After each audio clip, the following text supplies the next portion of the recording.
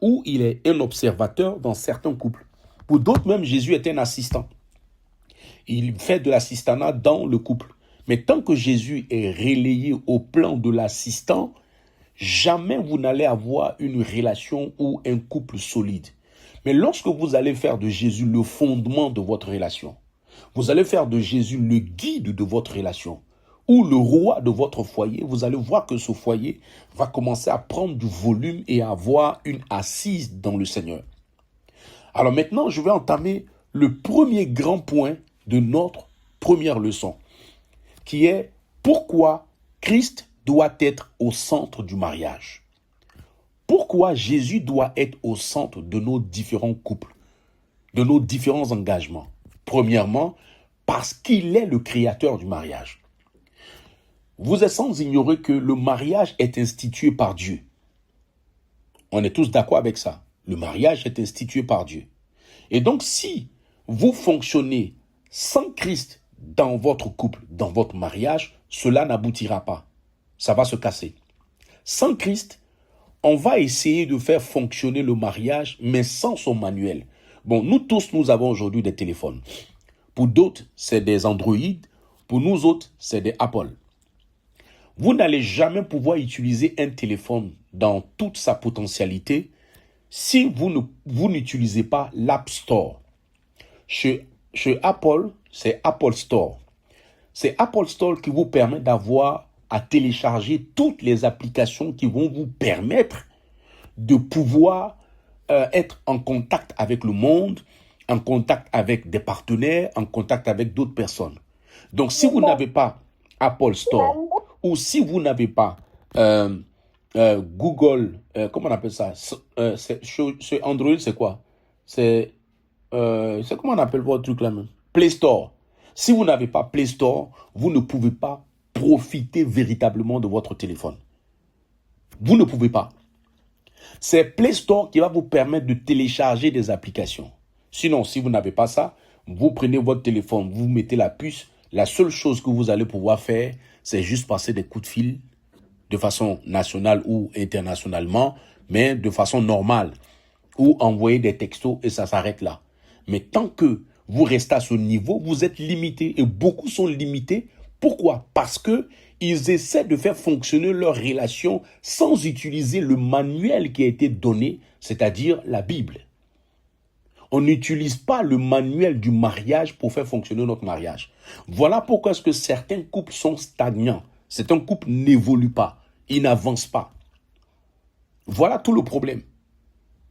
Si nous faisons de Jésus la source de notre amour véritable, vous allez voir même que l'amour de l'homme, il est variable, il change.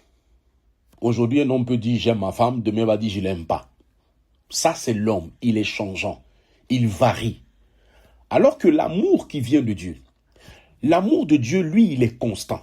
L'amour de Dieu, il est sacrificiel. L'amour de Dieu, il est inconditionnel. Pour ceux qui ont déjà lu le livre de Jean, le chapitre 3, le verset 16, qui dit « Car Dieu nous a tant aimés qu'il a donné son Fils unique », vous comprenez le type d'amour que Dieu a pour les hommes, pour nous.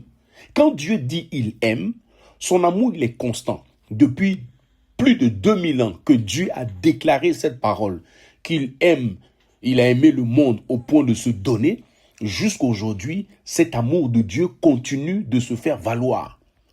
L'amour de Dieu est sacrificiel. Pourquoi? Parce qu'il a permis que son Fils se sacrifie à la croix pour nous. Voici un amour selon Dieu.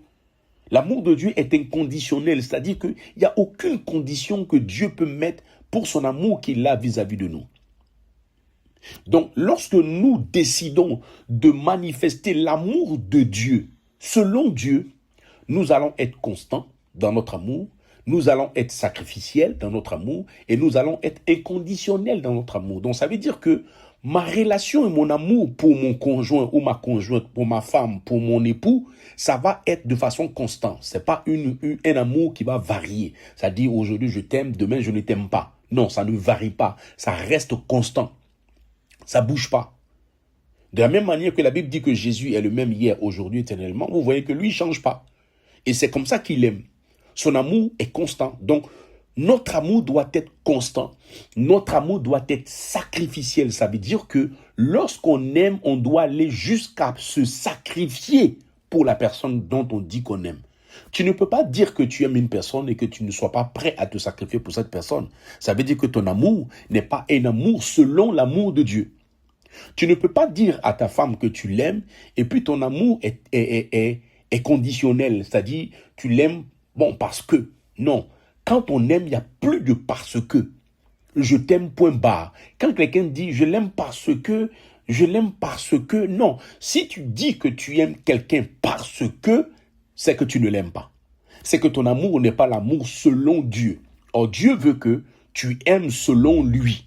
Est-ce que jusque-là, ça va? Quelqu'un m'entend? Quelqu'un m'entend? Amen.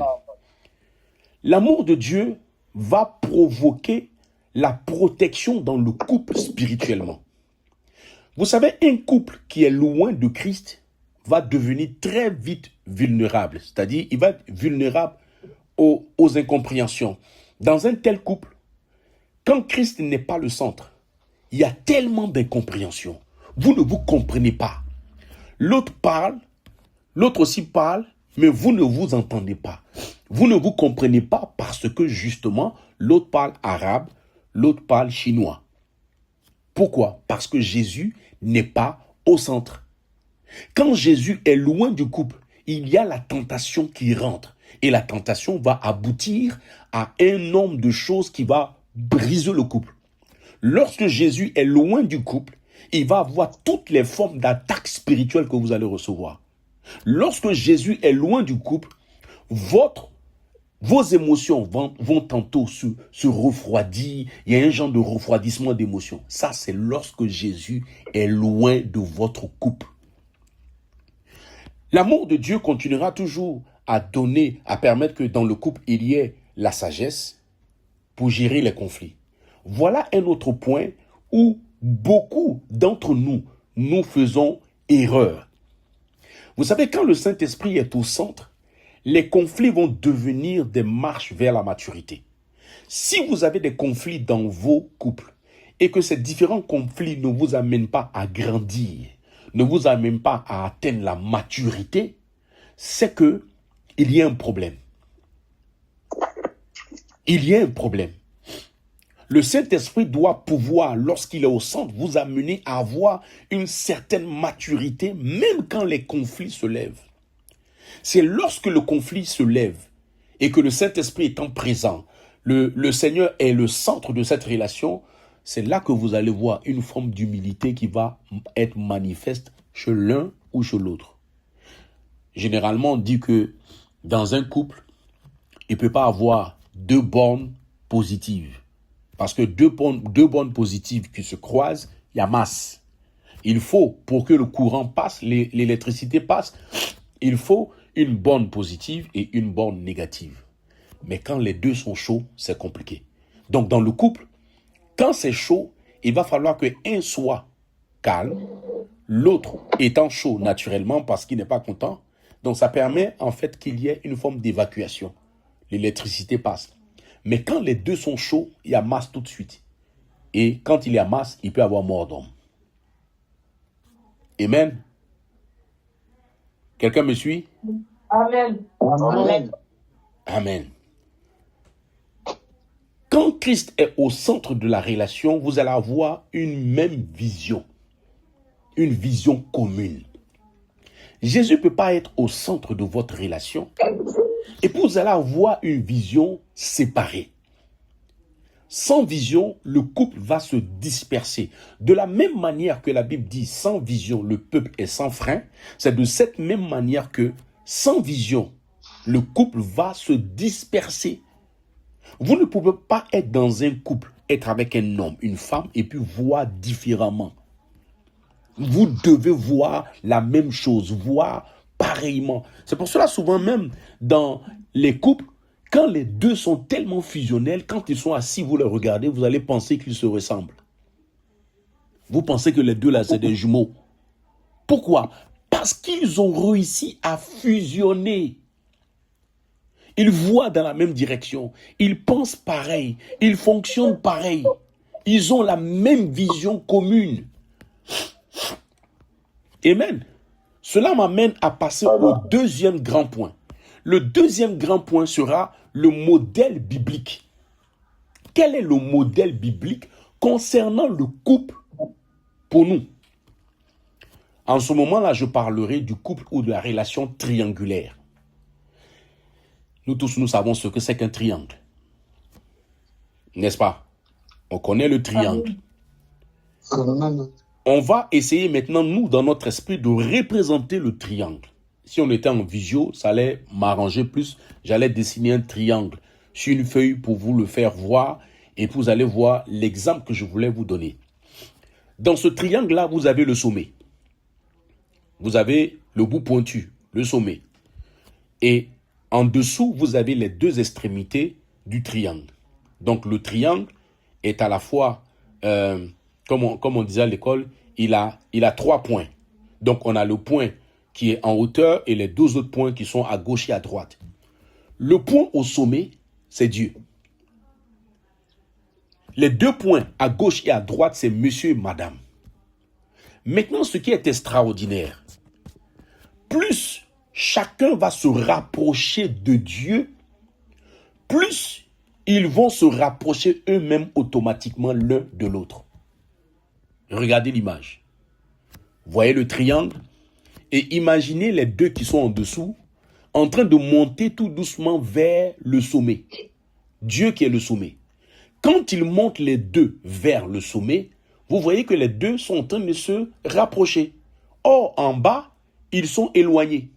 Mais quand ils montent, au fur et à mesure, ils se rapprochent. C'est seul Dieu qui peut permettre qu'il y ait un tel rapprochement dans un couple. Si Dieu n'est pas au centre, il n'y a pas un tel rapprochement. Amen. C'est en cela que la Bible va dire, cherchez premièrement le royaume de Dieu. Lorsque vous avez trouvé Dieu, vous avez trouvé l'équilibre de votre mariage, l'équilibre de votre relation, l'équilibre de votre foyer. Il n'y a pas d'équilibre parce que, justement, Jésus n'est pas au centre. Ce qui m'amène à tomber sur le 3e grand point. Le 3e grand point qui est comment maintenant mettre Christ au centre, puisque depuis nous parlons de Christ au centre. Comment nous pouvons le mettre au centre? Premièrement, par la prière. Éventuellement, la prière. On ne peut pas dénier la prière. Jamais de la vie. La prière. La prière, c'est en fait la respiration du couple. De la même manière qu'on dit que la prière, c'est la respiration du chrétien, dans le couple, c'est pareil. La prière, c'est la respiration du couple chrétien. Un couple chrétien qui ne prie pas est en train de s'asphyxier. Donc, vous allez voir que dans la prière, il y a 3 types de prières qui sont indispensables. Le premier type de prière, c'est la prière personnelle. C'est-à-dire que tu as toi, ton intimité que tu as avec ton Dieu. Ton intimité que tu pratiques tous les jours avec Dieu. Ensuite, il y a la prière en couple. Cela voudrait dire que pendant que vous avez votre prière en couple, ça ne doit pas éliminer le fait que tu as ton intimité avec Dieu. Ça, c'est important. Tu as ton temps à toi vis-à-vis de ton Dieu, mais vous avez votre temps en tant que couple pour prier. Maintenant, si c'est une famille avec plusieurs personnes, vous avez aussi un temps de prière familiale. Donc, 3 niveaux, 3 types de prière. Familiale, en couple et personnelle. Donc, même si tu pries avec ton homme, tu dois avoir tes temps personnels avec ton Dieu. Parce que le salut, il est personnel. Il n'est pas collectif. Tu ne vas pas être sauvé, toi et ta femme. C'est chacun pour soi. Donc, tu as ta relation avec Dieu, mais en même temps, tu as aussi ta relation avec ta femme dans la prière. Donc, si vous instaurez la prière dans la maison, une maison qui prie est une maison qui est solide. Obligatoirement. Elle est solide. Elle n'est pas comme une maison qui, lorsque les vents soufflent, elle est ballottée dans tous les sens. Elle s'écroule rapidement. Non. Non, c'est pas possible. Mais parce qu'elle est bâtie sur le roc, quels que soient les vents, quelles que soient les pluies, quelles que soient les tempêtes, elle demeure ferme. Elle demeure solide. Comment mettre Christ au centre, c'est aussi par la parole de Dieu, qu'on ne peut pas aussi balayer, qu'on ne peut pas négliger. La parole de Dieu doit devenir votre référence dans votre couple. Quand je vois certains couples qui n'ont pas pour référence la parole de Dieu, mais vous voulez que votre couple atteigne quel stade? La Bible, pour nous, c'est notre constitution. Tout peut changer, sauf la constitution. Si vous considérez la parole de Dieu comme votre constitution, vous êtes unanime sur un certain nombre de choses. Il y a des actions, c'est intrinsèque. On ne peut rien faire. C'est comme ça, ça y est. On ne peut pas la changer, on ne peut pas déplacer. C'est comme ça. Quand la Constitution dit c'est 2 mandats, c'est 2 mandats. C'est comme ça, c'est établi. C'est comme ça que c'est fait. Donc, la parole de Dieu doit être votre référence. Elle doit être aussi votre GPS. Donc, pourquoi un GPS? Le GPS sert à orienter. Le GPS sert à nous conduire, à aller dans la direction que nous voulons pour atteindre la destinée ou l'endroit que je vais atteindre. Donc, vous utilisez la parole de Dieu comme votre GPS, votre boussole. Elle vous oriente, elle vous conduit, elle vous dirige. La parole de Dieu doit être aussi votre standard. Vous ne devez pas avoir votre propre standard que vous opposez ou vous imposez à la parole de Dieu. Non, le standard de la parole d'abord. Vous, vos préjugés, vos standards doivent disparaître. Laissez place au standard de la parole de Dieu. Ce que la Bible dit, c'est ce que nous appliquons. Nous n'appliquons pas autre chose que ce que Dieu dit au travers de sa parole. Point barre. Si vous fonctionnez comme ça, il ne peut pas avoir de problème majeur dans votre couple. La Bible dit, la parole de l'Éternel est une lampe à mes pieds. Une lampe sert à quoi? Elle sert à éclairer. Elle sert à illuminer. Elle sert à nous permettre d'être éclairés dans les ténèbres surtout. La lumière va avoir son sens et sa valeur lorsque nous sommes dans les ténèbres. Donc si vous ne priez pas, vous serez dans les ténèbres. Alors que Dieu permet que vous ayez la parole avec vous, qui est une lumière pour vous. Donc laissez la parole, qui est la lumière, vous éclairer.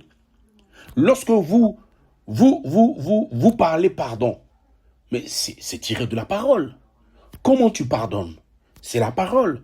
Comment tu gères même ton argent? C'est dans la Bible. Comment tu dois aimer ta femme ou ton mari? C'est dans la Bible. Tout est dans la Bible. Dieu a pris le soin de tout mettre dans la Bible. Il n'y a rien que nous vivons, il n'y a rien que nous traversons qui n'est pas déjà dans la Bible. Donc si vous construisez votre couple sans la prière, sans la Bible, vous êtes en train de détruire votre propre couple. Parce que ce sont des piliers de soutien pour votre couple. Comment mettre Christ au centre de notre relation? C'est par la soumission mutuelle. Quand je parle de soumission mutuelle, certainement qu'un homme va être choqué. Or, on sait très bien que la Bible dit que la femme soit soumise à son homme. Marie, aimez vos femmes. Mais comment ça se fait que le révérend me dit ce soir de me soumettre? Une soumission mutuelle. Je parle de soumission mutuelle parce que Éphésiens dit ceci. Éphésiens 5, le verset 21, il dit « Soumettez-vous les uns aux autres dans la crainte de Christ. » Donc, ce n'est pas en fait le même type de soumission. Il y a la soumission que la femme a, qu'elle doit observer vis-à-vis de son homme, qui n'est pas en fait une domination, mais en fait une coopération. Voilà toute la nuance qui fait que souvent, nos femmes sont fatiguées quand elles entendent le mot soumission. Quand une femme doit se soumettre en fait à son homme, c'est en fait dans une forme de coopération. Vous devenez des partenaires, vous coopérez.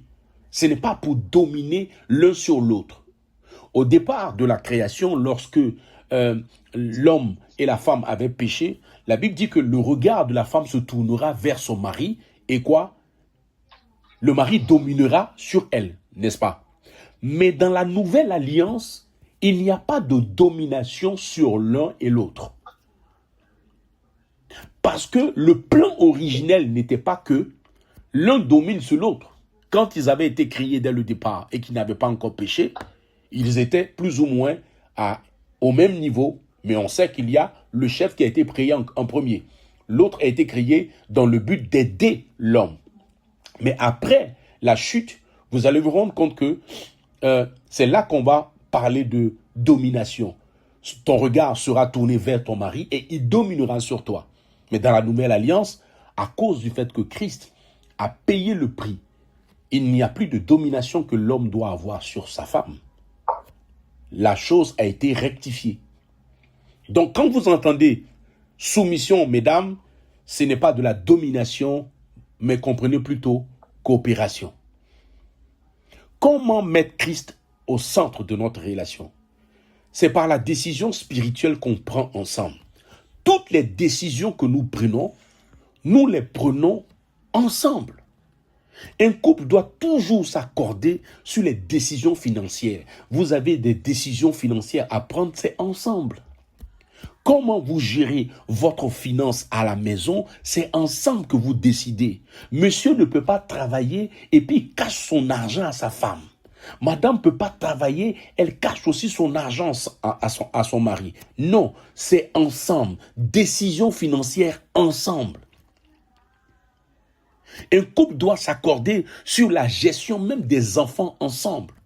La majeure partie du temps, lorsque les enfants sont très bien éduqués, vous savez d'où ça vient? Ça vient principalement de la mère. C'est la mère qui éduque. L'homme à son poids en tant que visionnaire. L'homme va apporter en fait le poids de l'autorité pour accorder l'équilibre à l'enfant. Mais principalement, c'est la femme qui donne l'éducation. C'est pour cela que Salomon, étant inspiré par Dieu, va dire ceci: lorsqu'un enfant réussit, c'est la gloire du père. Mais quand il ne réussit pas, c'est la honte de la mère. Pourquoi la honte de la mère? Pourquoi est-ce que ce n'est pas la honte du père? Pourquoi quand il réussit, c'est la gloire du père, mais quand il échoue, c'est la honte de la mère? Justement parce que c'est la mère qui éduque. L'éducation est principalement basée sur les épaules de la mère. C'est la mère qui éduque. Donc si un enfant, entre guillemets, n'est pas bien éduqué, c'est que la mère a failli à sa mission. Les enfants ne sont que, en fait, Dieu nous les prête. Dieu nous les prête. C'est comme par exemple, c'est la même image. Vous êtes en France, si votre enfant naît, l'enfant ne vous appartient plus, l'enfant appartient à l'État. Et donc, je pense qu'ils se sont inspirés de toutes ces choses-là. Donc, un couple, normalement, doit s'accorder sur la gestion des enfants. Sur la gestion même de changement de carrière. C'est-à-dire, tu dois changer de carrière. Tu en parles à ton homme, tu en parles à ta femme. Tu ne décides pas comme tu veux. Vous partagez tout. Vous partagez même sur le ministère.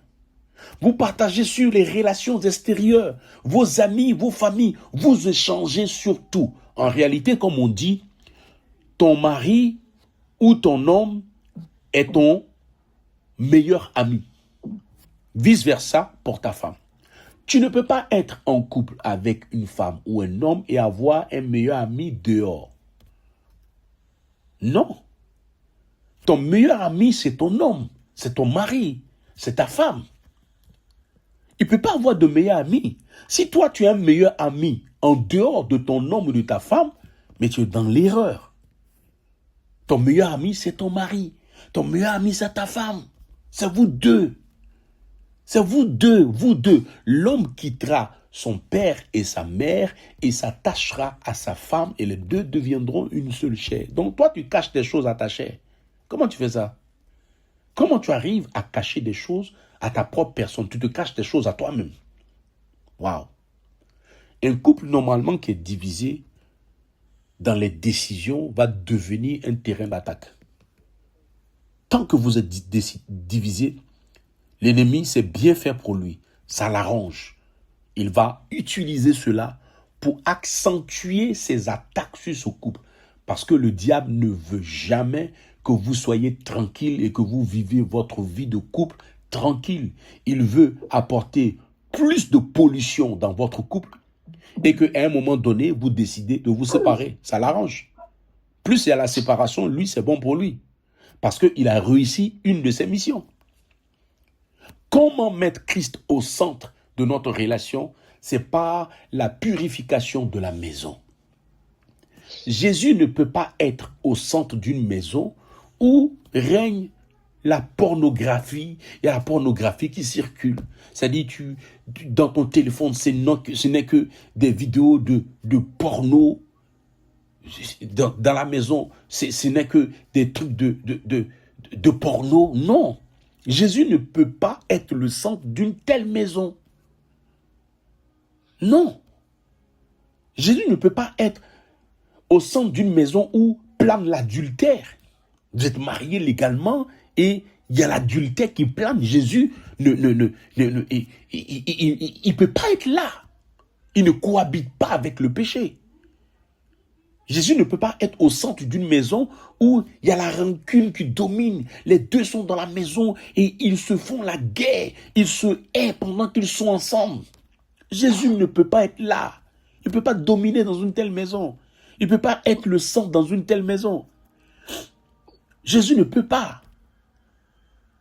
Il faut protéger l'atmosphère de votre foyer, de votre couple. Vous devez protéger cette atmosphère. Comment mettre Christ au centre de notre relation? C'est par la connexion à l'Église. Voici un autre aspect.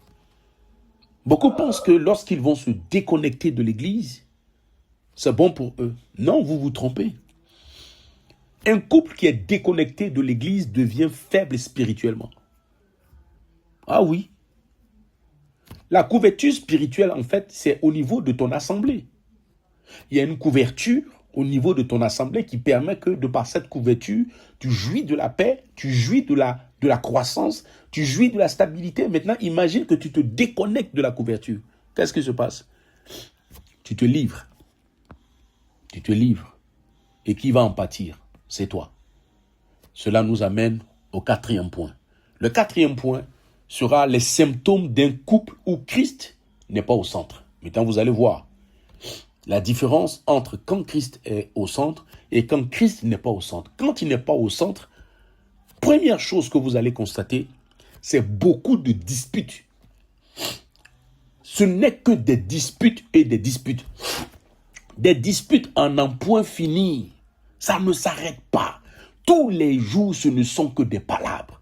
Mais des palabres qui n'ont ni tête ni queue. C'est-à-dire quand on vous fait asseoir et qu'on vous demande, mais qu'est-ce qui s'est passé? Vous-même, vous avez honte même de dire pourquoi vous vous battez. Tellement c'est ridicule. Tellement c'est peu de valeur. Ça n'a aucun sens. Vous vous cognez la tête juste pour des bêtises. Un couple où il y a beaucoup de disputes, mais c'est un symptôme que Jésus n'est pas là. Parce qu'il n'y a pas de prière, il y a la dispute. Mais plus vous allez élever le niveau de la prière, les disputes seront obligées de se taire. Mais vous laissez en fait la dispute prendre la place de la prière. Et ça, c'est compliqué. Un autre symptôme, ça va être que dans le couple, d'autres sont chargés émotionnellement de façon constante. Et ça, c'est surtout nos femmes. À force d'accumuler des blessures, des coups, elle reçoit des coups, des disputes. Tous les jours, elle se dispute. Donc, elle est chargée émotionnellement. Donc, du coup, cette charge a fait qu'il y a une fatigue qu'elle ressent. Elle est fatiguée tous les jours. Il y a une fatigue émotionnelle qu'elle ressent tous les jours. Pourquoi? Parce qu'elle a emmagasiné. Émotionnellement, on l'a fragilisée. On l'a percutée dans tous les sens. Ça ne peut pas permettre à Jésus d'être établi dans un tel couple. Quand vous voyez ça, c'est un symptôme que Jésus-Christ n'est pas au centre. Lorsque vous entrez dans le couple et que vous voyez qu'il y a des difficultés à pardonner, comment vous pouvez vous aimer et avoir des problèmes pour vous pardonner? Comment ça se fait? Comment on peut expliquer cela? On s'aime, mais on ne peut pas se pardonner. Je l'aime, hein, mais je ne peux pas lui pardonner. Ce qu'il m'a fait est trop grave. Quelle que soit la gravité d'une situation dans un couple, le Seigneur nous donne la capacité et les moyens de toujours pardonner. Pierre va poser la question au Seigneur, combien de fois, Seigneur, pourrais-je normalement pardonner à quelqu'un qui m'aurait fait du tort? Jésus lui dira 70 fois, 7 fois. Donc, en somme, il fait savoir à Pierre que tu dois pardonner 70 fois multiplié par 7. Et quand tu multiplies 70 fois 7, ça te fait combien? Donc, en réalité, Jésus est en train de te faire savoir que le pardon doit être infini. Infini. C'est soit la parole de Dieu est pour toi ta boussole, ton GPS, ou soit elle ne l'est pas. Et tant que tu vas vouloir fonctionner en fonction de tes émotions, de ton état d'âme, sans regarder la parole, tu ne vas jamais connaître la stabilité. Jamais. Or, Dieu veut que tu sois stable dans ton couple, jouissant dans ton mariage, permettant que le bonheur soit là. Mais vous avez le bonheur entre vos mains, mais vous-même, vous le piétinez. Donc, difficulté à pardonner. On a des problèmes pour se pardonner mutuellement. Et ça, c'est un gros problème. C'est un gros problème. À compter d'aujourd'hui, tu dois comprendre que quelle que soit la situation, même si on t'a fait du mal, tu dois apprendre à pardonner. Tu dois apprendre à pardonner. Tu dois prier de sorte à ce que le Seigneur te donne la capacité de pardonner. Un autre symptôme, c'est les faibles intimités spirituelles. C'est normal, il va y avoir de faibles intimités spirituelles parce que vous ne priez pas même déjà ensemble. Donc c'est un gros souci. Même dans les prises de décision. C'est sans la prière. On prend des décisions sans prier. Après, on est étonné. Il ne faut pas prendre de décision sans prier. Il faut toujours demander l'avis du Saint-Esprit. C'est important. Là où vous allez voir qu'il y a un manque d'unité, c'est les symptômes. Vous allez voir qu'il y a une forme d'influence extérieure. Et cette influence-là, elle est tellement plus forte que la parole de Dieu. C'est extraordinaire. Souvent, le couple décide d'écouter plus l'influence extérieure que d'écouter même Dieu par sa parole. On préfère mieux écouter nos copines, nos copains, qui nous donnent des conseils à l'extérieur pour notre couple. Hein. Et puis on croit que c'est ça qui est la vérité. Alors que ce qu'ils nous disent très souvent est en opposition avec la parole de Dieu. Comment tu peux prendre des conseils de quelqu'un qui est en opposition avec la parole de Dieu? Comment? Si la personne te donne des conseils, c'est que ce conseil-là doit être aligné à la parole. Mais si ces conseils-là ne sont pas alignés, tu ne prends pas. Tu ne prends pas. Ce qui nous amène au 6e point. Le 6e point qui est les obstacles qui empêchent Christ d'être au centre. Le premier obstacle, c'est l'orgueil. Beaucoup de couples sont orgueilleux, mais ils ne le savent pas. Ils sont orgueilleux, mais un orgueil qui ne dit même pas son nom. Pourtant, ils sont chrétiens. Entre guillemets, nés de nouveau. Mais l'orgueil les fatigue tellement.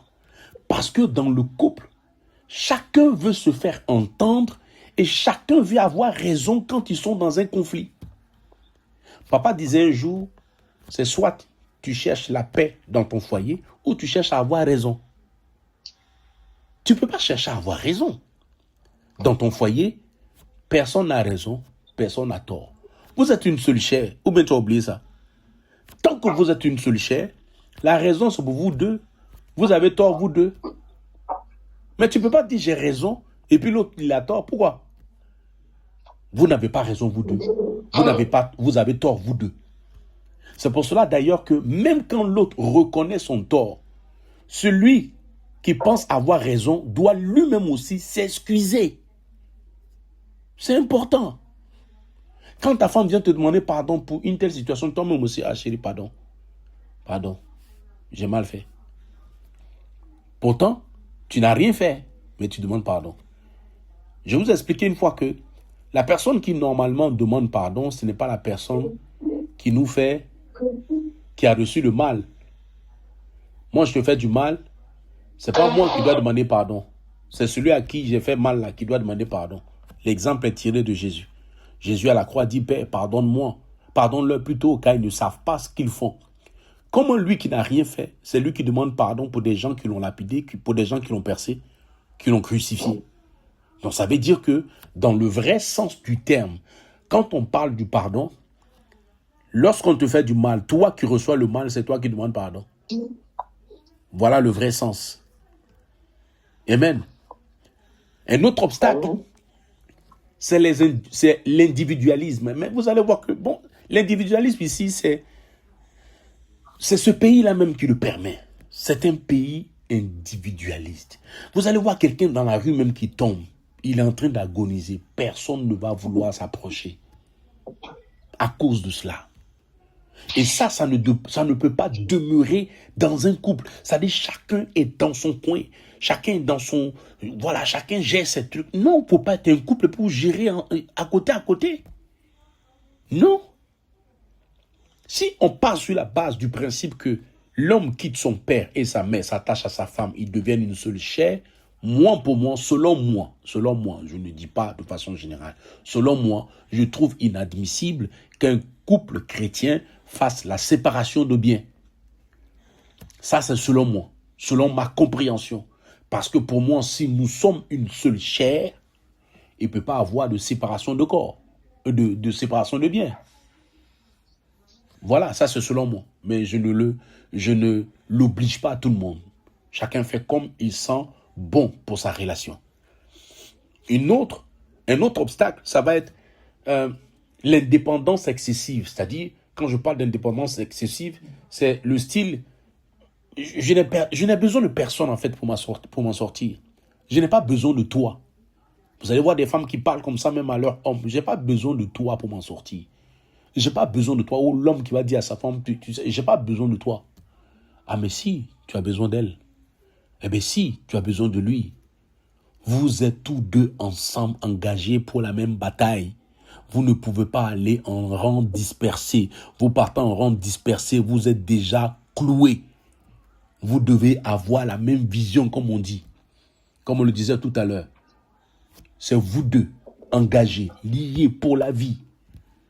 Pas chacun qui voit de son côté, qui a son plan à côté, l'autre a son plan. Comme papa Sawa me dit, tu as... comment tu dis ça, papa? Tu as un agenda caché. Donc toi, tu as ton agenda caché. Non, tu ne peux pas avoir un agenda caché avec ton homme ou ton mari ou ta femme. C'est le même agenda. Vous avez le même agenda, la même routine, la même chose. Vous fonctionnez pareil. Pareil. Un autre obstacle, l'influence du monde. Ça, on a touché tout à l'heure. Donc, l'influence de ceux qui sont autour de nous.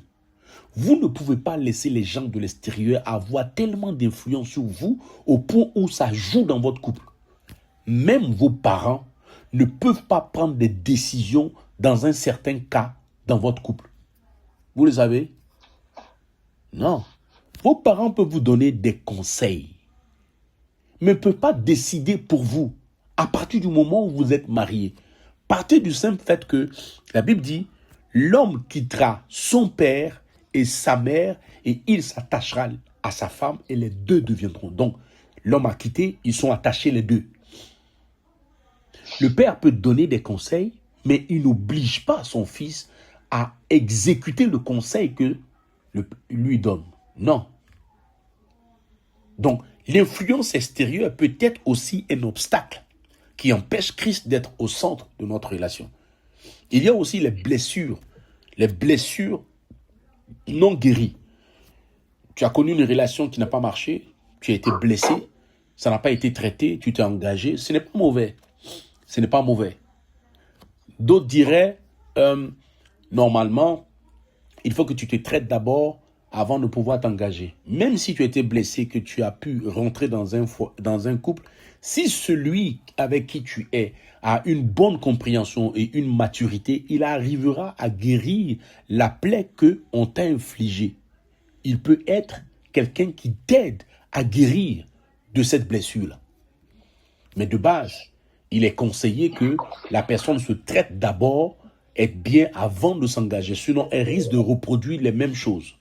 Donc, les blessures non guéries vont être un obstacle pour permettre à Jésus d'être au centre de cette relation. Les mauvaises fréquentations. Lorsque vous avez des amitiés, des fréquentations qui sont tellement toxiques, Jésus ne peut pas être au centre. Lorsqu'il y a tellement de compromission dans le couple, Jésus ne peut pas être au centre. Il ne peut pas. Il ne peut pas. Amen. Amen. Est-ce que jusque-là, ça va? Jusque-là, ça va? Ça va. Normalement, je vais bientôt finir. On va finir à l'heure. Vous devez avoir des exercices pratiques pour votre couple. Vous devez établir un rythme spirituel pour votre couple. C'est-à-dire que vous devez définir des jours de prière ensemble, des jours de jeûne ensemble, des jours de lecture ensemble, des moments de partage chaque semaine ensemble. Tout ça, c'est fait ensemble, mais c'est vous qui définissez. Vous devez définir ensemble. Vous devez avoir à bâtir votre hôtel. Dans d'autres coins, ceux qui ont la possibilité, c'est de construire votre hôtel. Je me rappelle de certains, depuis que moi j'étais toujours petit, même quand dans la famille familiale, dans la maison familiale à Moussou, là où on était, il y avait un hôtel, même si ce n'était pas un hôtel de Dieu, mais c'était un hôtel païen, mais il y avait un hôtel. Donc les païens sont conscients des hôtels, plus que nous, les chrétiens. Les païens ont leur hôtel qui crie pour eux. Tu vas dans certaines maisons des catholiques, ils ont leur hôtel avec la grotte mariale, avec la statue de Marie, même si c'est interdit, mais ils ont leur hôtel, là où ils vont se prosterner pour prier. Donc nous devons avoir dans un coin un endroit où on a notre hôtel établi. Là où on a notre intimité avec Dieu. Là on a notre Bible, on a notre carnet de prière. C'est là qu'on va noter les révélations, les choses que le Seigneur va nous donner. Il faut avoir ça. Il faut avoir ça. C'est important. C'est important. Vous devez avoir du temps pour vous. Du temps tous les jours. Tous les jours, vous deux, voyant dans la même direction. Toujours. Je vais terminer. Je vais terminer en disant à quelqu'un que même si Christ est au centre, il faut savoir que ce n'est pas en fait un slogan. Ça doit être une discipline quotidienne. C'est un choix constant. Tous les jours de votre vie, cette discipline-là, vous devez l'appliquer. Un couple, normalement, qui est centré sur Christ, vous devenez fort obligatoirement. Vous allez connaître la stabilité obligatoirement. Parce que Christ lui-même est la stabilité. Vous allez être rayonnant, c'est-à-dire les gens vont vous voir et puis ils seront envieux de voir un couple qui est béni, qui est prospère, qui rayonne. Un couple qui donne envie. Donc quand il est là, il y a la protection de l'Éternel avec vous. Quand il est là, vous avez la puissance de Dieu avec vous. Quand Jésus est là, vous avez tout. Mais s'il n'est pas là, vous n'avez rien du tout. Vous n'avez absolument rien. Donc c'est important de permettre que Jésus soit le centre de votre relation. Je vais m'arrêter là et nous allons prier. Là où tu es, pose la main sur ton cœur et nous prions ensemble. Seigneur, je voudrais te remettre chaque personne, Seigneur, présente en ce lieu. Les couples et ceux qui cheminent entre tes mains. Je prie, Seigneur mon Dieu, afin que toute forme d'indépendance soit brisée, mais qu'il y ait une forme, Seigneur mon Dieu, de dépendance à ta personne. Que l'orgueil dans le couple soit chassé au nom de Jésus. Seigneur, je prie que tu deviennes le centre des différents couples, Seigneur, présents, Seigneur, sur cette plateforme au nom de Jésus. Sois le fondement et la lumière du foyer de quelqu'un au nom de Jésus. Là où, Seigneur, hier, on t'avait méprisé, on t'avait rejeté, je prie, Seigneur mon Dieu, que ce premier enseignement sur le couple, Seigneur, puisse permettre que tu sois rétabli, Seigneur, dans les couples qui sont connectés maintenant au nom de Jésus. Je prie, Seigneur, mon Dieu, que tu permettes que tes enfants puissent te suivre véritablement, te servir et te placer au-dessus de tout.